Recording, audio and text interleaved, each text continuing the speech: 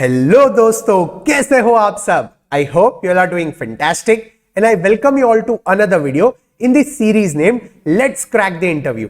I hope you all have watched the first two parts of the series, which were on how to crack your group discussion round, and the second video was on how to prepare for your personal interview. In this video, we are going to discuss how to prepare your resume or CV. जिस document के basis पे आपको company से call आने वाला है interview के लिए, that is nothing but resume और सीवी. और वो सीवी रेज्यूमे बनाते वक्त what all things you need to take care and how should your resume look like, वो सारी चीजें हम यहां पे डिस्कस करने वाले हैं. और साथ में I will also show you my resume and will go through it. ठीक है, so stay tuned till the end. और ये वीडियो आपके दोस्तों के साथ भी शेयर करना, और ये चैनल को आपने अभी तक सब्सक्राइब नहीं किया हो तो सब्सक्राइब बटन अभी हिट कर देना. चलिए, let's begin with this video. How to prepare your resume और CV. Few things that you need to take care while preparing your CV is your CV should be a one-pager CV.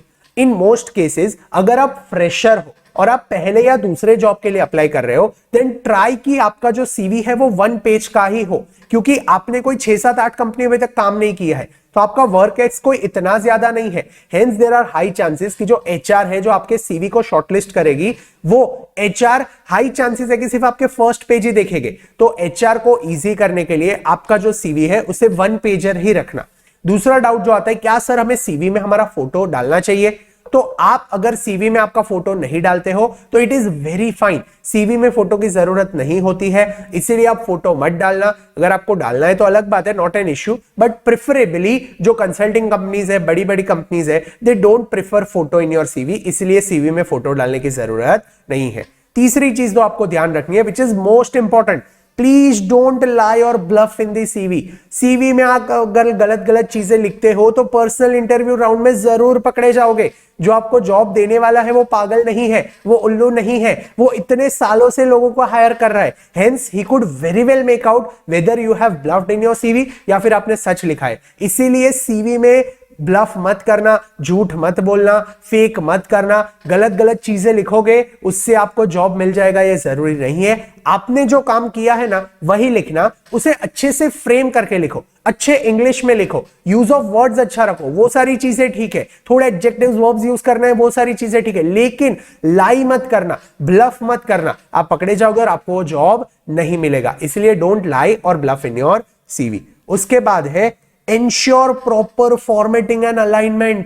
मैंने कई बार देखा है कि लोग CV ऐसे ही बना देते हैं, उसमें ना तो फॉर्मेटिंग ढंग से किया होता है ना तो अलाइनमेंट ढंग से किया होता है. तो आपका जो सीवी है उसे अच्छे से फॉर्मेट करना है, अच्छे से अलाइन करना है, और उसके बाद ही आपको सीवी कंपनी में सबमिट करना है. इसलिए फॉर्मेटिंग का और अलाइनमेंट का अच्छे से ध्यान देना और उसके बाद ही आपका सीवी कंपनी में सबमिट करना.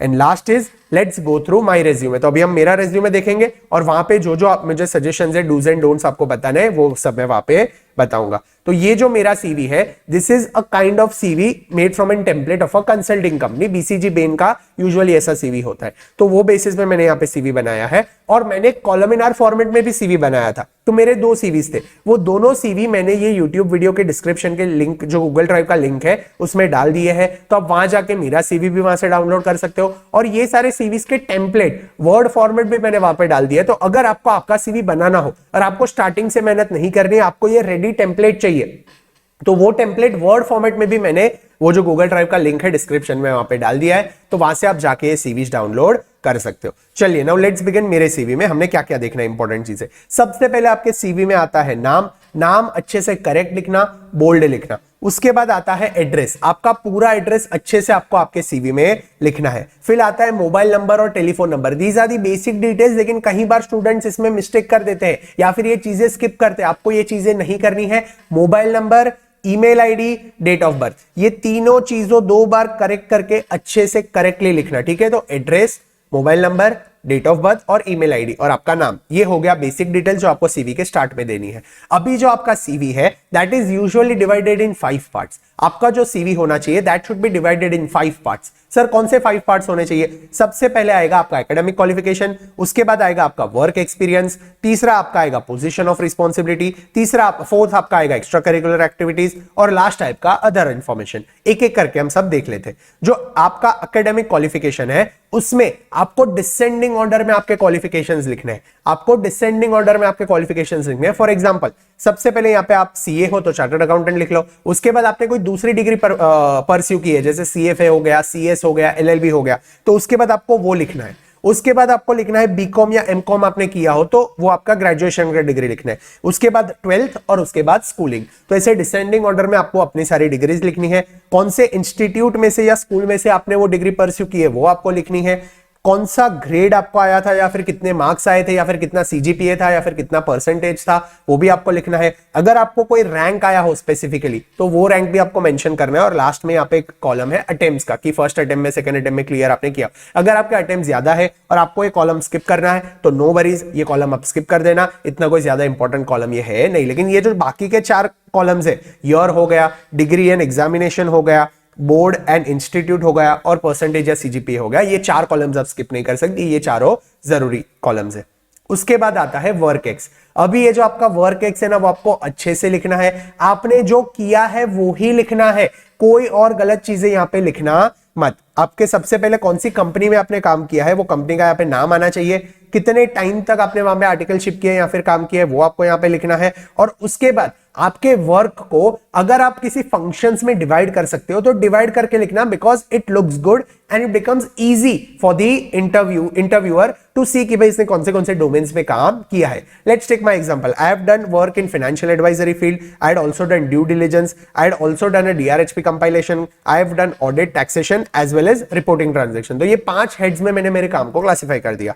अभी फाइनेंशियल एडवाइजरी में मैंने क्या किया था, तो I had actually made MIS frameworks and divisional profitability statements for cinema chain industry as well as gaming company. तो चलो ये तो मैंने 2 लाइन में लिख लिया, लेकिन इंटरव्यू क्रैक करते वक्त ये 2 लाइन को कैसे एलैबोरेट कर सकता हूं, तो ये जो सीवी है ना उसका डिटेल्ड वर्जन आपके दिमाग में क्लियर होना चाहिए, इतना ध्यान रखना। आप जब इस सीवी बनाते हो तो उसका डिटेल्ड वर्जन कहीं नोट करना या फिर अपने ब्रेन में याद रखना। फॉर एग्जांपल मैंने जब भी मेरा इंटरव्यू देने बैठा था, पर्सनल इंटरव्यू, तभी ये जो 2 लाइन लिखी है ना, MIS framework for cinema chain industry as well as gaming company, इस पर मुझे 10 मिनट्स तक क्वेश्चन किए गए थे।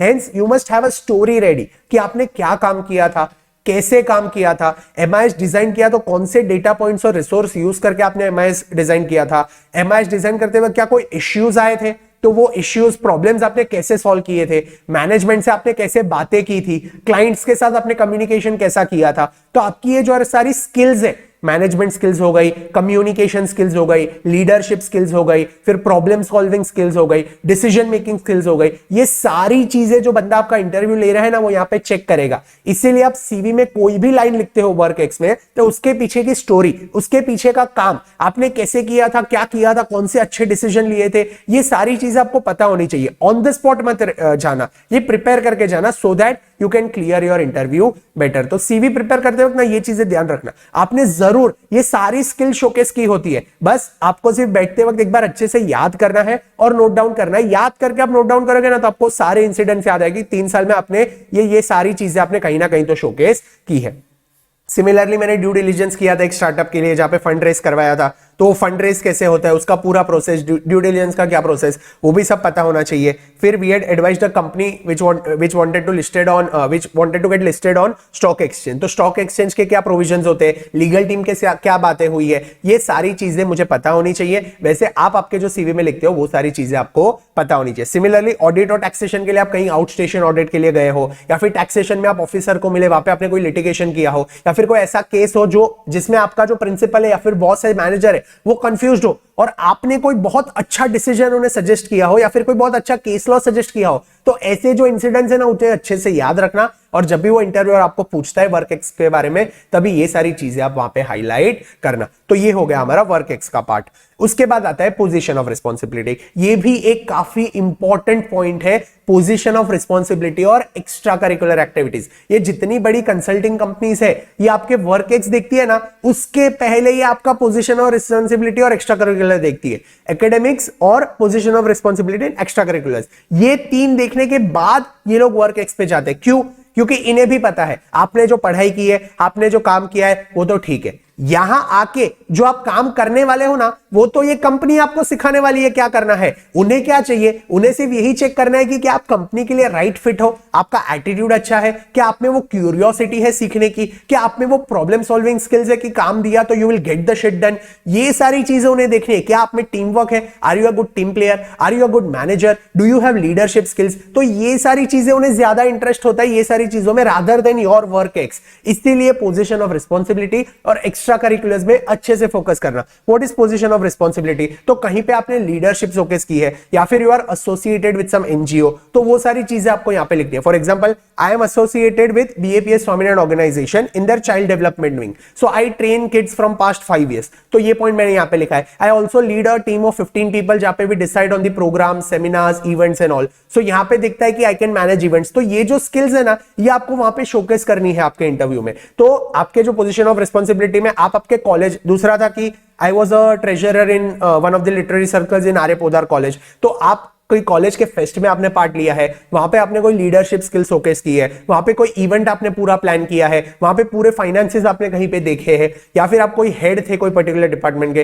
तो वो सारी चीजें आप यहां पे लिखना, क्योंकि ये सारी चीजें आपकी जो मैनेजमेंट लीडरशिप स्किल्स है वो सारी शोकेस करती है। उसके बाद आता है extra curricular activities. Extra curricular activities में भी आपको लिखना है आपको कोई अवार्ड मिला है, आपने कोई सर्टिफाइड कोर्स किया है, या फिर आपने कोई कॉम्पिटिशन्स में पार्ट लिया है, कोई रिसर्च आपने किया है, कोई पब्लिकेशन आपने किया है, कोई इंटर्नशिप आपने कोई ऐसी अच्छी वाली कोई दूसरे स्टार्टअप में ऐसा कुछ आपने काम किया है। तो ये सारी चीजें आपको एक्स्ट्रा करिकुलर एक्टिविटीज में लिखनी है। और अगर आपको जॉब में अप्लाई करने के लिए 2.5-3 मंथ्स अभी है, तो ये 2.5 मंथ्स है ना, उसे अच्छे से यूटिलाइज करो। उसमें जो आपका पीओआर है ना, पोजीशन ऑफ रिस्पॉन्सिबिलिटी, और ईसी एक्स्ट्रा करिकुलर एक्टिविटीज, ये दोनों को स्ट्रॉन्ग करने की ट्राई करो, क्योंकि कंपनीज फोकस ऑन दिस। इसीलिए यहां पे आप कोई एनजीओ के साथ अभी एसोसिएट हो जाओ, कोई इवेंट्स प्लान करो, कोई रिसर्च पेपर्स पब्लिश करो कहीं पे, कोई कॉम्पिटिशंस में पार्ट लो, सेमिनार्स में पार्ट ले। तो इससे क्या होगा, आपका जो सीवी है वो स्ट्रॉन्ग बनेगा, आपका इंटरव्यू अच्छा जाएगा और आपके कंपनी में सिलेक्ट होने के चांसेस ज्यादा होंगे। ठीक है, तो ये दोनों चीज पे आपको फोकस करनी है, पीओआर पे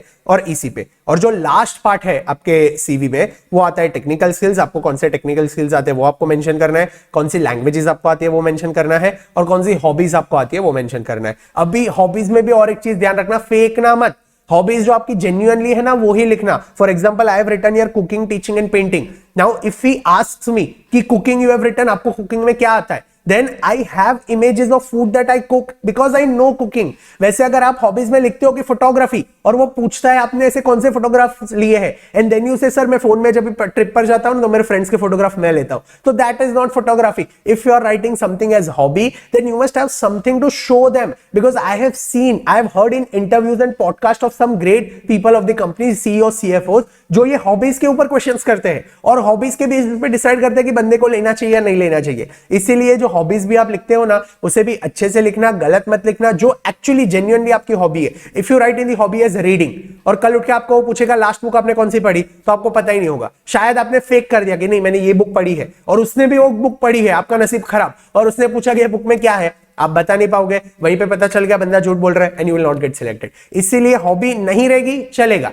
लेकिन है तो जो सच में है ना वो ही लिखना, फेक मत करना। पूरे आपके जो रेज्यूमे है ना, उसमें कुछ भी फेक मत करना, कुछ भी गलत मत लिखना। आप जैसे हो बहुत अच्छे हो, अपने आप से प्यार करना सीखो और अपने आप को चेंज मत करो लोगों के लिए। आप जो हो, जैसे हो, अच्छे हो, वैसे ही रहो और वैसे ही रहना है हमें। हम जैसे है ना वैसे ही अगर कंपनी को हमें हायर करना है तो वो लोग कर लेंगे। इसीलिए don't change yourself, be yourself, and whatever you write, write as if what you are. ठीक है, फेक मत करना, ब्लफ करना, वरना वो पीआई में पता, पर्सनल इंटरव्यू में पता चल जाता है। तो आई होप आपको ये रिज्यूमे कैसे बनाना है वो अच्छे से पता चल गया। पहले आता है एकेडमिक क्वालिफिकेशन, उसके बाद आएगा अपना वर्क एक्सपीरियंस, उसके बाद आता है पोजीशन ऑफ रिस्पॉन्सिबिलिटी, उसके बाद आ जाएगा एक्स्ट्रा करिकुलर एक्टिविटीज, और लास्ट में आ जाएगा अदर इंफॉर्मेशन। तो I hope this video was very useful to you. आपके जितने भी दोस्त हैं जिनको अभी रिज्यूमे बनाना है, जॉब के लिए अप्लाई करना है, उनके साथ ये वीडियो जरूर शेयर करना, so that even they can benefit from them. ये जो सारे टेम्पलेट्स डिस्क्रिप्शन में, वहां से आप डाउनलोड कर लेना, और stay tuned with this channel, क्योंकि जो नेक्स्ट वीडियो यहां पे आने वाला है that is on how to prepare for aptitude test and psychometric test. ये टेस्ट कैसे होता है, इसकी हम प्रैक्टिस कहां कर सकते हैं और कैसे इसके लिए प्रिपेयर कर सकते हैं, ये सारी बातें मैं नेक्स्ट वीडियो में डिस्कस करने वाला हूं। तो stay tuned with this channel, subscribe to this channel, और यहां तक मुझे सुनने के लिए थैंक यू सो मच। मिलते हैं अगले वीडियो में, तब तक के लिए keep smiling, be happy, stay motivated, bye bye.